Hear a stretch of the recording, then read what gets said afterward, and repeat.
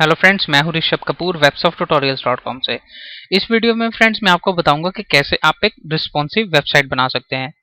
सबसे पहले फ्रेंड्स मैं आपको बताऊंगा कि ये रिस्पॉन्सिव वेबसाइट क्या होती है। फ्रेंड्स, रिस्पॉन्सिव वेबसाइट वो वेबसाइट होती है जो अपनी लेआउट को डिस्प्ले डिवाइस के हिसाब से एडजस्ट करती है। जैसा कि अगर मैं अपनी वेबसाइट को किसी डेस्कटॉप पे देख रहा हूँ, देन ये अपनी लेआउट को डेस्कटॉप के हिसाब से एडजस्ट करेगी। अगर मैं इसको किसी टैबलेट पे देख रहा हूँ या मोबाइल डिवाइस पे देख रहा हूँ, देन ये अपनी लेआउट को उस हिसाब से एडजस्ट करेगी। जैसा कि आप स्क्रीन पे एक टेम्पलेट देख रहे हैं जो हम इस ट्यूटोरियल में बनाएंगे। ये एक रिस्पॉन्सिव टेम्पलेट है। ये आप देख रहे हैं टॉप नेविगेशन, लोगो, स्लाइडर एरिया, देन ये 4 सेक्शंस और ये राइट साइड बार और एंड में फुटर।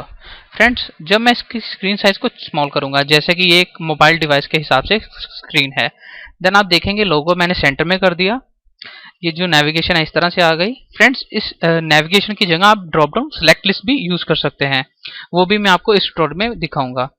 देन ये स्लाइडर एरिया, देन ये आप देख रहे हैं 4 सेक्शंस जो थे, ये मींस वर्टिकली एक दूसरे के नीचे शिफ्ट हो गए। इसी तरह से फ्रेंड्स, ये जो राइट साइड बार थी ये भी इनके नीचे शिफ्ट हो गई। देन ये फुटर एरिया। तो फ्रेंड्स, इस वीडियो सीरीज में हम यही टेम्पलेट बनाएंगे।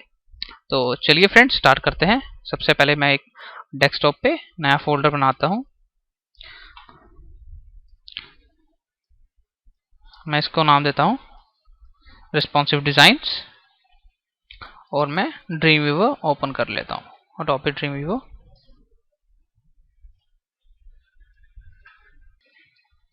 तो फ्रेंड्स, ये अडोबे ड्रीम व्यूवर ओपन हो गया। मैं सबसे पहले HTML साइट बनाऊंगा और उसको मैं सेव कर देता हूं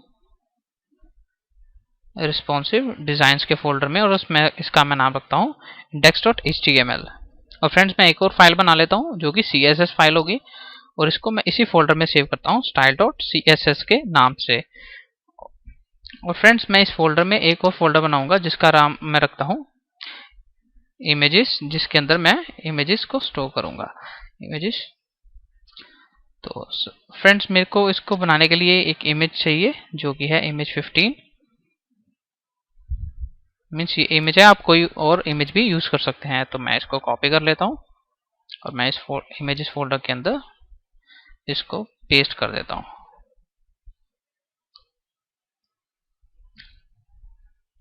तो चलिए फ्रेंड्स स्टार्ट करते हैं। सबसे पहले फ्रेंड्स, मैं यहाँ पे कुछ style.css के अंदर कुछ पैरामीटर्स को सेट कर लेता हूँ। सबसे पहले मैं लिखता हूँ बॉडी।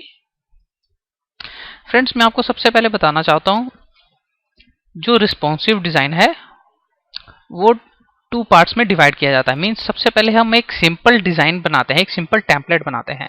देन सेकेंड स्टेप में हम उसको रिस्पॉन्सिव डिजाइन में कन्वर्ट करते हैं। फ्रेंड्स, मैं आपको ये सजेस्ट करना चाहता हूँ कि अगर आपको HTML CSS की अच्छी नॉलेज नहीं है, देन आप मेरे पहले HTML CSS के वीडियो ट्यूटोरियल्स देखिए, उसके बाद आप ये रिस्पॉन्सिव डिजाइन का ट्यूटोरियल देखिए। तो फ्रेंड्स, मैं सबसे पहले इसको इंक्लूड कर लेता हूँ। It's style.css relation style sheet and type text CSS। तो मैंने इसको इंक्लूड कर लिया। अब यहाँ पे मैं इसके पैरामीटर्स को सेट कर देता हूँ। तो सबसे पहले बॉडी, मार्जिन 0, पैडिंग 0। फ्रेंड्स, यहाँ पे मैं एक और सेट कर लेता हूँ फॉन्ट फैमिली एरियल, और मैं यहाँ पे star, margin 0, padding 0। Means friends, star का मतलब है जितने भी इसमें हम IDs या क्लास यूज करेंगे उसको बाय डिफॉल्ट मार्जिन और पैडिंग 0 होगा। तो सबसे पहले फ्रेंड्स, मैं HTML फाइल में जाता हूँ। यहाँ पे मैं एक ID बनाता हूँ, div रैपर, जिसके अंदर की पूरी वेबसाइट को मैं रैप करूंगा। मीन्स इसके अंदर सारा का सारा टेम्पलेट में डिजाइन करूंगा। तो मैं यहाँ पे लिखता हूँ एंड ऑफ रैपर, और यहाँ पे मैं इसको ID को बना लेता हूँ रैपर। सबसे पहले फ्रेंड्स, मैं इसको बॉर्डर 1 पिक्सल सॉलिड देता हूँ, और फ्रेंड्स मैं इसको मैक्स विड्थ देता हूँ 1100 पिक्सल्स। और फ्रेंड्स, मैं अभी आपको बताऊंगा कि मैक्स विड्थ और विड्थ में क्या डिफरेंस है।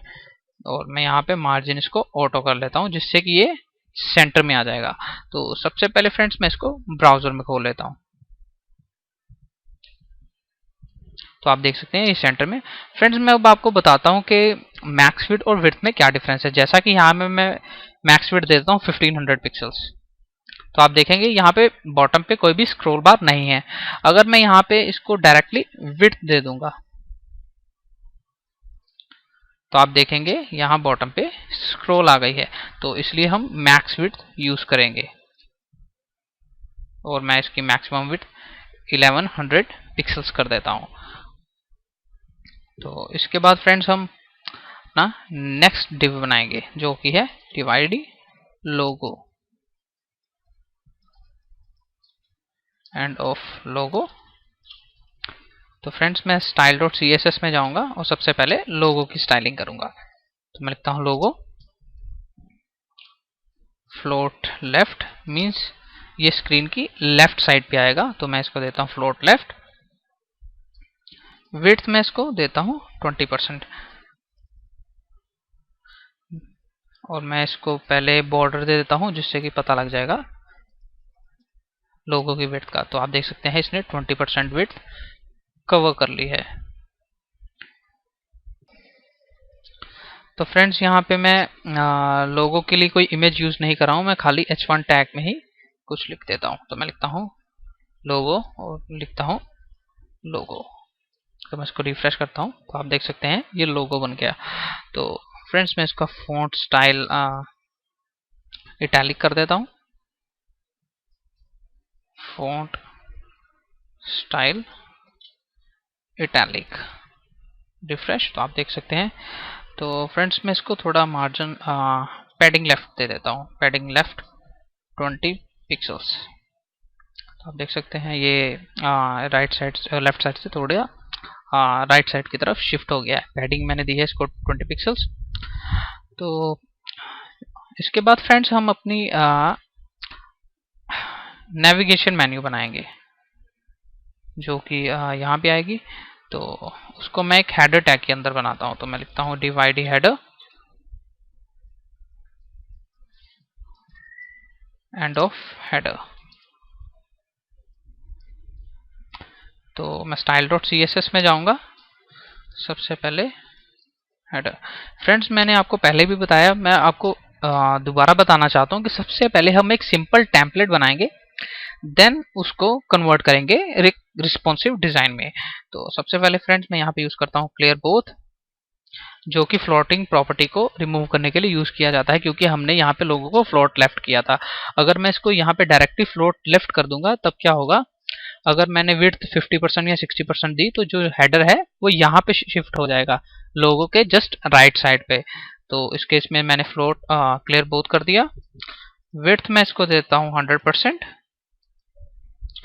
बैकग्राउंड में इसको दे देता हूँ #292929। रिफ्रेश। और फ्रेंड्स इसके बाद मैं इसको हाइट दे देता हूँ 42 पिक्सल्स। तो आप देख सकते हैं ये नेविगेशन। और फ्रेंड्स मैं इसको कुछ मार्जिन दे देता हूँ। तो मैं लिखता हूँ मार्जिन टॉप 100 पिक्सल्स। तो आप देख सकते हैं इसके ऊपर हम नेविगेशन बनाएंगे। तो नेविगेशन बनाने के लिए हम अनऑर्डर्ड लिस्ट बनाएंगे यहाँ पे UL LI then LI ahref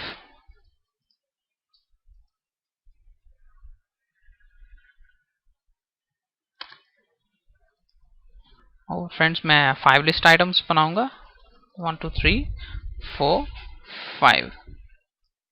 सबसे पहले मैं यहाँ पे लिखता हूँ होम। आप कुछ भी लिख सकते हैं जो भी मेन्यू आइटम्स आप बनाना चाहते हैं। होम, अबाउट अस, प्रोडक्ट्स,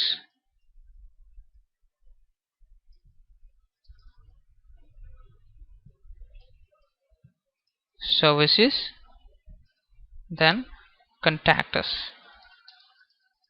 तो मैं ब्राउजर को रिफ्रेश करता हूं तो आप देख सकते हैं ये नेविगेशन। अब हम इसकी स्टाइलिंग करेंगे। तो स्टाइलिंग करने के लिए हम style.css में जाएंगे और यहाँ पे लिखेंगे header UL, means unordered list जो कि हेडर टैग के अंदर है। तो मैं यहाँ पे लिखता हूँ लिस्ट स्टाइल नन, जिससे कि ये बुलेट्स को यहाँ से रिमूव कर देगा। तो आप देख सकते हैं। अब हम स्टाइलिंग करेंगे हेडर UL LI A, क्योंकि यहाँ पे मैं एंकर टैग यूज की है मैंने। तो यहाँ पे मैं लिखता हूँ URLIA। सबसे पहले मैं यहाँ पे लिखता हूँ float left. Friends float left से क्या होगा, ये एक लाइन में आ जाएगा, फ्लोट लेफ्ट। उसके बाद मैं टेक्स्ट डेकोरेशन नन कर देता हूँ, जिससे कि इसकी अंडरलाइन हट जाएगी। तो आप देख सकते हैं। और मैं इसको कलर दे देता हूँ वाइट, कलर वाइट। तो आप देख सकते हैं कलर वाइट। अब फ्रेंड्स मैं इसको कुछ पैडिंग देता हूँ। पैडिंग मैं टॉप पैडिंग देता हूँ 0 पिक्सल्स और लेफ्ट और राइट पैडिंग देता हूँ 40 पिक्सल्स। तो आप देख सकते हैं पैडिंग। इसी तरह से फ्रेंड्स मैं इसको टेक्स्ट अलाइन में कर देता हूँ सेंटर, जिससे ये कि सेंटर में आ जाएगा। तो अब फ्रेंड्स मैं इसको हाइट दे देता हूँ 42 पिक्सल, जो कि हेडर की हाइट है 42 पिक्सल्स। और मैं देता हूँ लाइन हाइट, वो भी 42 पिक्सल्स। मैं रिफ्रेश करूंगा तो आप देख सकते हैं ये वर्टिकली सेंटर में आ गया। फ्रेंड्स लाइन हाइट से यही फर्क पड़ता है कि अगर आपने हाइट 50 पिक्सल्स दी है और अगर आप लाइन हाइट भी 50 पिक्सल्स दोगे तो ये उस डिव के वर्टिकली सेंटर में आ जाएगा। तो ये हमारी लिस्ट की स्टाइलिंग हो गई। अब हम इसके लिए कोई होवर कलर सेट करेंगे। तो उसके लिए मैं यहाँ पे जाता हूँ, यहाँ पे लिखता हूँ header ULLIA colon hover. Means जब मैं इस पे होवर करूँ देन क्या हो, तो इसकी मैं बैकग्राउंड सेट करता हूँ #F20068, जो कि जस्ट लाइक एक पिंक कलर है। तो आप देख सकते हैं। फ्रेंड्स आप कोई भी और कलर यूज कर सकते हैं। तो फ्रेंड्स आप देख सकते हैं ये हमारा हेडर सेट हो गया है। फ्रेंड्स लेकिन अगर मैं चाहता हूँ कि मैं देखना चाहता हूँ कि अगर मैं करंटली होम पेज पे हूँ तो ये कलर इस पे रहे, तो इस केस में फ्रेंड्स हम क्या करेंगे, हम एक क्लास बनाएंगे। तो मैं इसको ये लिखता हूँ हेडर ULLIA.active। मीन्स जो भी टैब एक्टिव है देन क्या हो, उसका बैकग्राउंड कलर मैं यही सेम कर देता हूँ एक्टिव देन। और मैं एंकर टैग को ये क्लास असाइन कर देता हूँ एक्टिव। तो मैं रिफ्रेश करता हूँ तो आप देख सकते हैं हेडर के होम के पीछे बैकग्राउंड ये आ गया है। मीन्स इससे पता लग रहा है मैं करंटली अभी होम पेज। तो फ्रेंड्स इसके बाद हम अब स्लाइडर एरिया सेट करते हैं। तो उसके लिए मैं हेडर के नीचे लिखूंगा div id स्लाइडर और एंड ऑफ स्लाइडर। फ्रेंड्स अब मैं इसकी स्टाइलिंग कर देता हूँ। तो मैं यहाँ पे जाऊंगा, यहाँ पे लिखूंगा स्लाइडर। सबसे पहले फ्रेंड्स मैं यहाँ पे क्लियर बोथ प्रॉपर्टी यूज करूंगा, क्योंकि मैंने हेडर को फ्लोट लेफ्ट नहीं किया था। मैं कर देता हूँ इसको float left. Friends float left से क्या फर्क पड़ता है कि कई बार बाय डिफॉल्ट कुछ मार्जिन या पैडिंग दी होती है हमने, या वो बाय डिफॉल्ट कोई मार्जिन या पैडिंग उठा लेता है। अगर हम उसको फ्लोट लेफ्ट करते हैं तो वो एग्जैक्टली उतना ही मार्जिन या पैडिंग लेगा जितना हम स्पेसिफाई करेंगे। तो जैसा कि अभी आपने डिफरेंस देखा होगा, अगर मैंने 100 पिक्सल्स दिया था तो ये I think exactly 100 pixels padding नहीं उठा रहा था। तो मैंने जैसे इसको फ्लोट लेफ्ट किया देन ये अपनी करेक्ट पोजीशन पे आ गया। तो हेडर को मैंने लेफ्ट दिया और इसको मैं यहाँ पे क्लियर बोथ कर देता हूँ और यहाँ पे मैं इसको फ्लोट लेफ्ट कर देता हूँ और विड्थ मैं इसको देता हूँ 100%।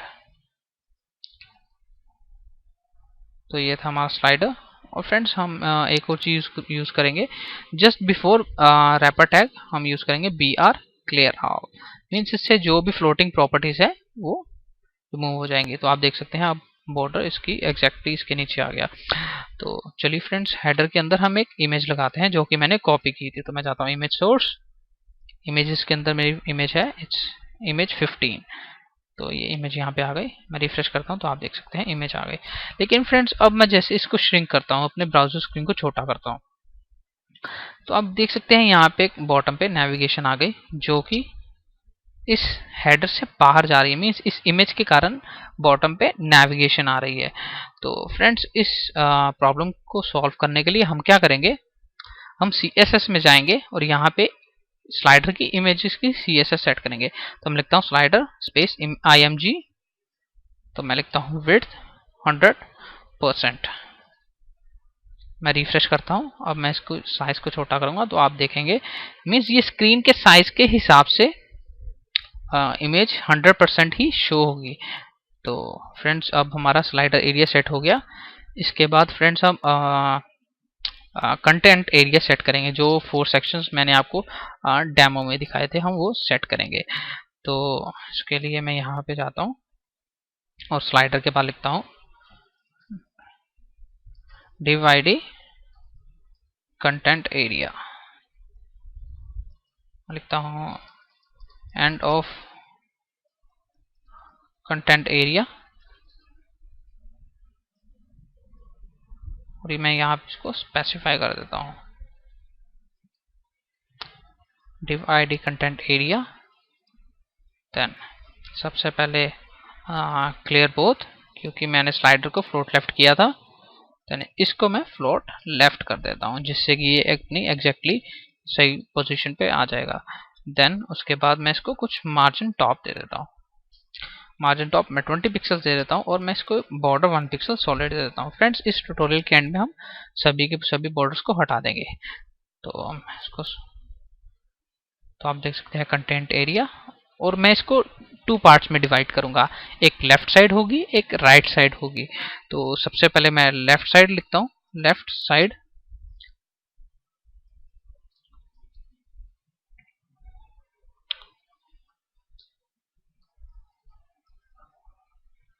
एंड ऑफ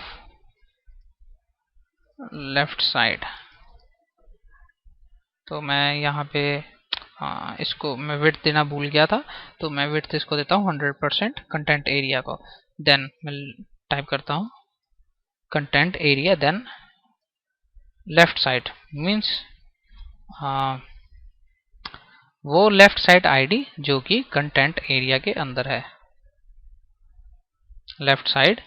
देन मैं इसको फ्लोट लेफ्ट कर देता हूँ जो क्योंकि ये लेफ्ट साइड पे आएगी। मैं विड्थ इसको दे देता हूँ 70% और मैं बॉर्डर दे देता हूँ 1 पिक्सल्स सॉलिड। तो मैं रिफ्रेश करता हूँ तो आप देख सकते हैं ये ब्लैक कलर का बॉर्डर जो कि लेफ्ट साइड के लिए है। तो फ्रेंड्स इसके अंदर मैं 4 सेक्शंस बनाऊंगा जो कि मैंने आपको डेमो में दिखाए थे। तो मैं उसका नाम दे देता हूँ div class thumbs and of thumb1। तो मैं यहाँ पे इसके अंदर एक क्लास बनाऊंगा लेफ्ट साइड के अंदर। तो मैं इसको कॉपी कर लेता हूँ, content area dot thumbs. Then मैं इसकी CSS को सेट करूंगा। मैं हर एक थंब को विड्थ देता हूँ। मैं चाहता हूँ एक लाइन में 2 थंबनेल्स आए, तो मैं 45% ईच थंबनेल को दूंगा, और हाइट में दे देता हूँ इसको 200%, सॉरी 200 पिक्सल्स, और बॉर्डर में देता हूँ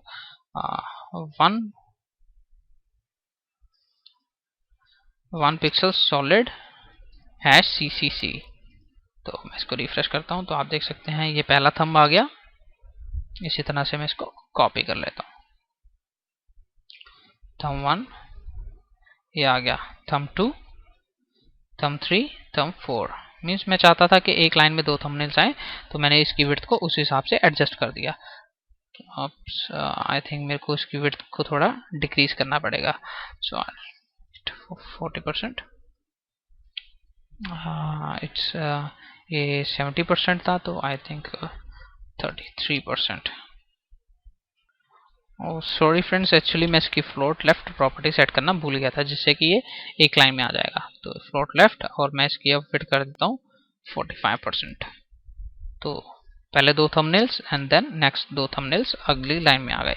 तो मैं इसको कुछ मार्जिन लेफ्ट देता हूँ, मार्जिन लेफ्ट में सेट कर देता हूँ 10 पिक्सल्स के, मैं सेट कर देता हूँ 30 पिक्सल्स, और मार्जिन बॉटम मैं सेट कर देता हूँ 30 पिक्सल्स। तो ये आ गए 4 थंबनेल्स। अब हम इसके अंदर कुछ लिखेंगे। तो सबसे पहले मैं थंब 1 के अंदर जाऊंगा और यहाँ पे एक h2 टैग बनाऊंगा और यहाँ पे लिखूंगा होटल्स। ये गया होटल्स।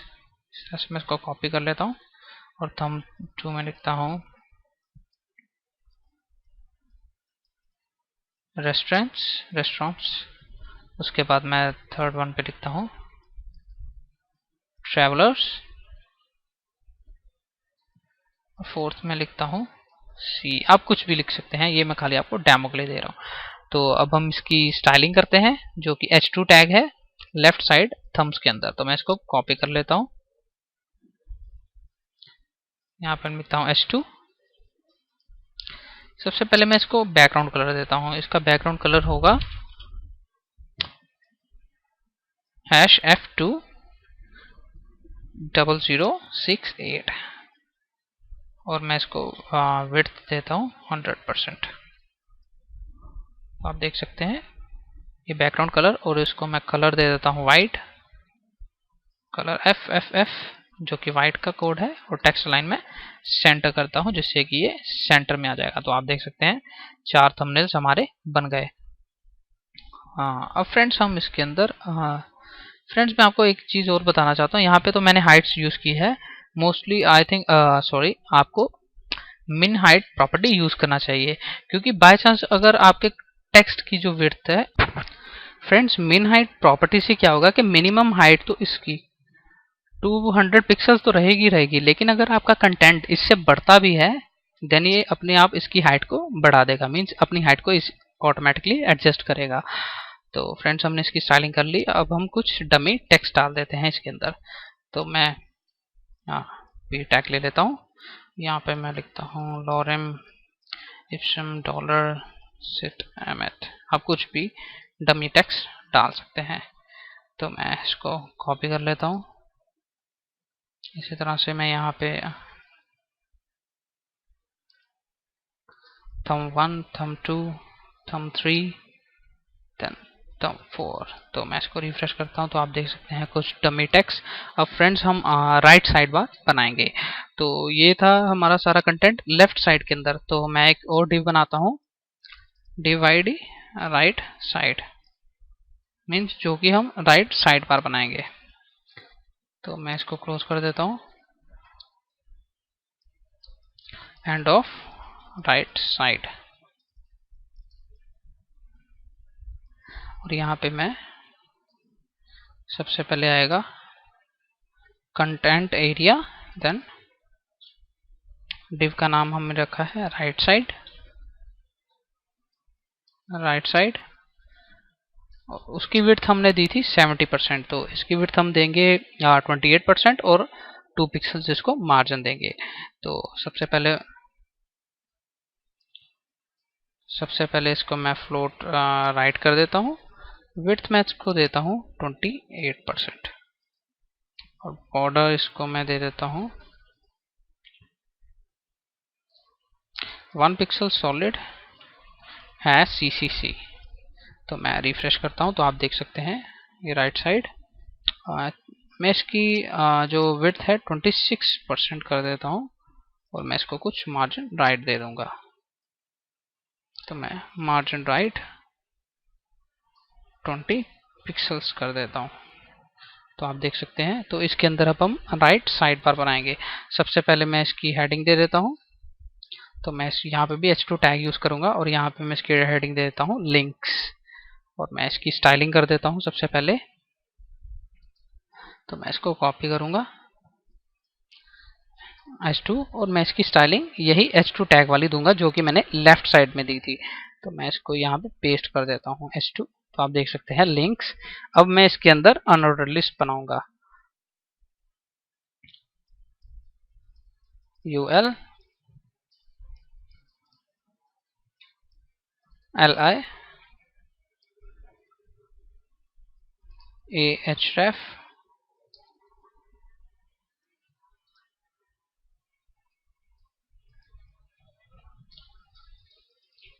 आप जितने भी चाहे लिंक्स दे सकते हैं। तो मैं यहाँ पे लिखता हूँ लिंक 1। आप चाहे कुछ और भी लिख सकते हैं जो भी आप लिखना चाहते हैं। Link 1, link 2, link 3, link 4, link 5 and then link 6। तो मैं इसको रिफ्रेश करता हूँ तो आप देख सकते हैं। अब हम इसकी स्टाइलिंग करेंगे जो कि अनऑर्डर्ड लिस्ट राइट साइड के अंदर है। तो मैं इसको कॉपी कर लेता हूँ कंटेंट एरिया राइट साइड को। देन मैं लिखता हूँ यूएल मीन्स जो अनऑर्डर लिस्ट इसके अंदर है, तो मैं लिखता हूँ सबसे पहले लिखता हूँ लिस्ट स्टाइल नन मीन्स इसकी बुलेट्स को रिमूव कर दे। देन उसके बाद इसको मैं कॉपी करता हूँ, यहाँ पे लिखता हूँ li।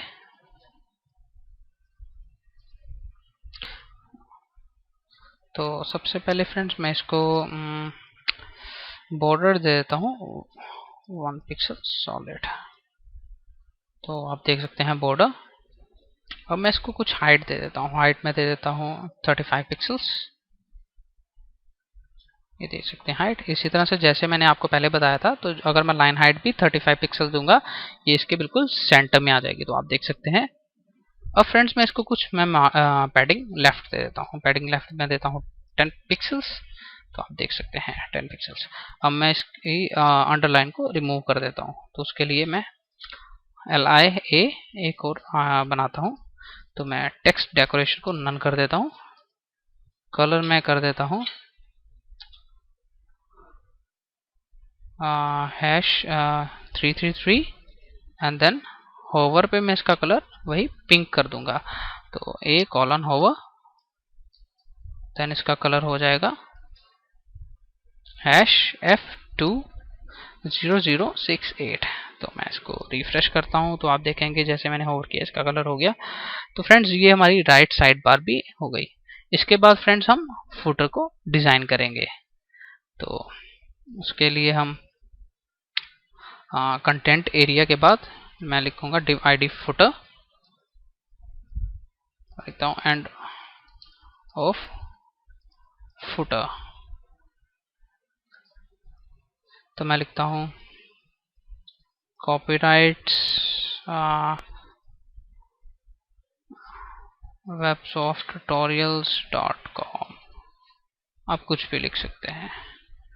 मैं लिखा websofttutorials.com। तो मैं style.css में जाऊंगा और यहाँ पे मैं लिखूंगा फुटर।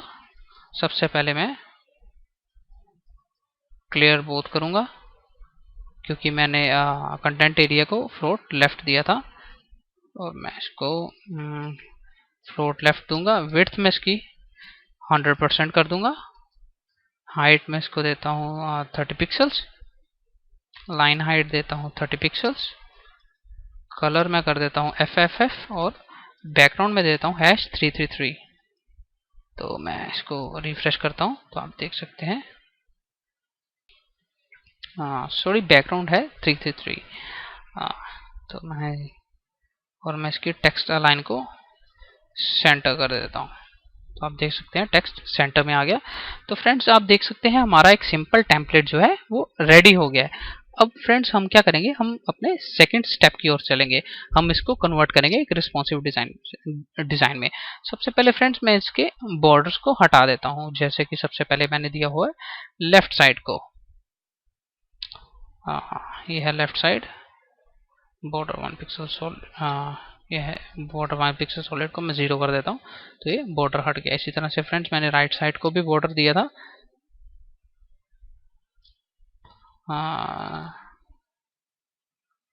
एक्चुअली मैंने लिस्ट आइटम्स को बॉर्डर दिया था, तो मैं इसको बॉर्डर बॉटम कर देता हूँ 1 पिक्सल्स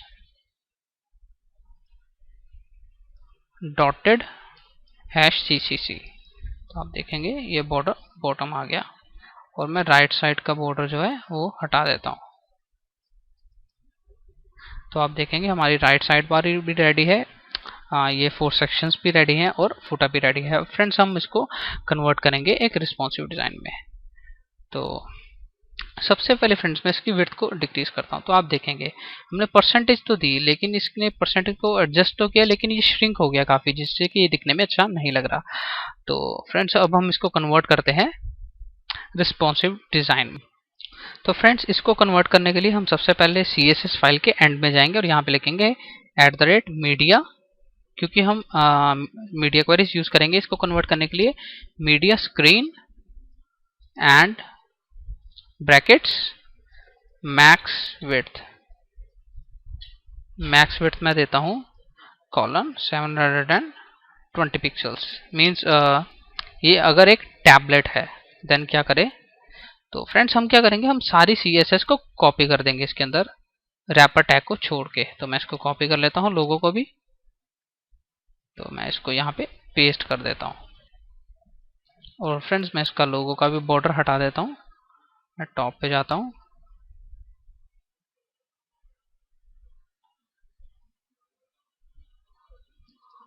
बॉर्डर हटा दिया मैंने। तो फ्रेंड्स अब हम इसको रिस्पॉन्सिव डिज़ाइन में कन्वर्ट करेंगे। तो फ्रेंड्स हमने मीडिया क्वेरी सेट की है 720 पिक्सल्स के लिए, मींस अगर इसका साइज 720 पिक्सल्स है स्क्रीन का साइज। तो मैं इसको पहले श्रिंक कर देता हूँ। तो मैं इसके साइज छोटा करके इसको स्टाइलिंग करेंगे। सबसे पहले इसका मैं बॉर्डर रिमूव कर देता हूँ। तो आप देखेंगे, अब फ्रेंड्स अभी स्टार्टिंग में आप यही डिफरेंस देख सकते हैं, मैंने वैसे लोगों का बॉर्डर जो था हटा दिया था। जैसे मैंने इसको श्रिंक किया, मीन्स अगर इसका साइज मैक्सिमम साइज, मिनिमम कितना भी हो, मैक्सिमम साइज अगर इसका 720 पिक्सल्स है, देन इसने इसको बॉर्डर लगा दिया, क्योंकि जो मैंने मीडिया क्वेरीज में लिखा हुआ था। मैं इसको रिमूव करता हूँ। सबसे पहले बॉर्डर 0 पिक्सल्स, विड्थ मैं इसकी कर देता हूँ 100%, और फ्लोट लेफ्ट प्रॉपर्टी को मैं फ्लोट नन कर देता हूँ, और टेक्स्ट अलाइन में सेंटर कर देता हूँ। तो आप देखेंगे लोगो जो है वो सेंटर में आ गया है। मीन्स हमने क्या किया, फ्लोट नन किया, मीन्स ये ना ये लेफ्ट रहा या राइट रहा, और उसके बाद हमने इसको टेक्स्ट लाइन सेंटर कर दिया और 100% इसकी विड्थ को कर दिया, जिससे कि इसने 100% विड्थ को कवर कर लिया। फ्रेंड्स अगर हम यहाँ पे फ्लोट लेफ्ट भी करते तो भी कोई प्रॉब्लम नहीं थी, मीन्स क्योंकि ये एक पूरा डिव है जिसको हमने 100% विड्थ दी है। अब फ्रेंड्स हम इसकी सेटिंग करते हैं नैव मेन्यू की। तो नैव मेन्यू की सेटिंग करने के लिए सबसे पहले फ्रेंड्स हम इसका मार्जिन टॉप थोड़ा कम करेंगे। तो हमने मार्जिन टॉप इसको दिया हुआ है 50 पिक्सल्स, मैं इसको 30 पिक्सल्स कर 100 पिक्सल्स दिया था, मैं इसको 30 पिक्सल्स कर देता हूँ। और अब मैं आऊँगा यहाँ पे अनऑर्डर लिस्ट ए के अंदर, और सबसे पहले मैं इसको फ्लोट लेफ्ट को फ्लोट नन कर दूंगा। और मैं इसकी जो मैंने हाइट दी थी, हेडर की हाइट दी थी मैंने 142 पिक्सल्स, मैं इसको दे देता हूँ 142 पिक्सल्स। मैं इसको और इंक्रीज कर देता हूँ 182 पिक्सल्स।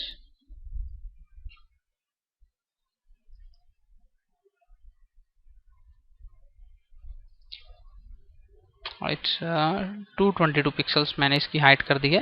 ये आपको इसके हिसाब से देख के एडजस्ट करना पड़ेगा। और मैंने इसकी फ्लोट लेफ्ट प्रॉपर्टी जो कि मैंने दी थी, जिसके कारण ये लेफ्ट की टुवर्ड्स लेफ्ट साइड शिफ्ट हो रहा था, ये अब शिफ्ट नहीं होगा, ये एक दूसरे के नीचे आ जाएगा। और मैं इसकी डिस्प्ले प्रॉपर्टी को ब्लॉक कर देता हूँ।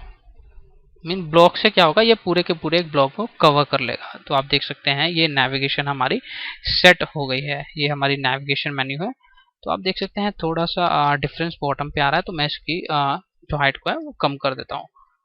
तो आप देख सकते हैं ये हमारी नेविगेशन मेन्यू सेट हो गई है। इसके बाद हम चलेंगे स्लाइडर एरिया की ओर, जो कि ऑलरेडी 100% है, जिसको कि हमें छेड़ने की कोई ज़रूरत नहीं है। इसके बाद हम चलते हैं कंटेंट एरिया की तरफ। कंटेंट एरिया में सबसे पहले हम सेट करेंगे लेफ्ट साइड को। तो मैं इसकी फ्लोट लेफ्ट प्रॉपर्टी को फ्लोट नन कर दूंगा। तो आप देख सकते हैं फ्लोट नन किया, और मैं इसकी विड्थ को कर देता हूँ 100%, मीन्स ये पूरी विड्थ को कवर कर लेगा। तो ये मैंने 100% किया। अब फ्रेंड्स मैं थम्स की विड्थ को भी एडजस्ट कर देता हूँ। मैं जैसे यहाँ पे इसको विड्थ को करता हूँ 90%, तो आप देखेंगे ये जितना भी स्क्रीन होगा उसका 90% कवर कर लेंगे। और मैं फ्लोट लेफ्ट प्रॉपर्टी को हटा दूंगा, फ्लोट नन कर दूंगा, मीन्स ये एक दूसरे के नीचे शिफ्ट हो जाएंगे, ये लेफ्ट या राइट साइड की तरफ नहीं आएंगे। उसके बाद फ्रेंड्स हम ये हमारा सेट हो गया। अब हम चलते हैं राइट साइड बार की ओर।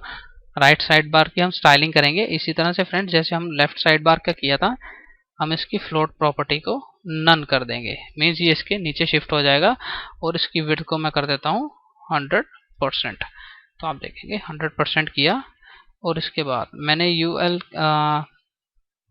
इसको मैं 90% कर देता हूँ, क्योंकि ये ज़्यादा विड्थ कवर कर रहा है, तो 90% किया। और मैं इसको मार्जिन लेफ्ट दे देता हूँ 20 पिक्सल्स। तो आप देख सकते हैं 30 पिक्सल्स।